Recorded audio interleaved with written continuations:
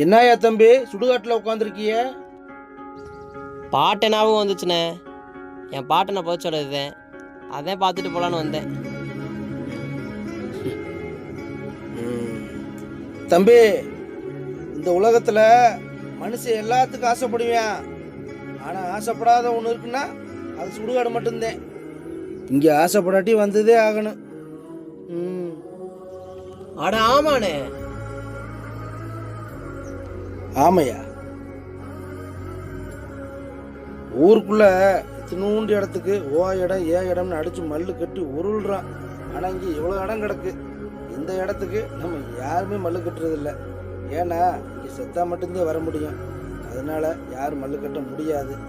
இருக்கும்போது எல்லாரோடையும் நல்லா அன்பா பழகிட்டு போவோம்யா. ஏன்னா செத்த பிறகு சாம்பலோட நமக்கு சொந்தம் இல்லை.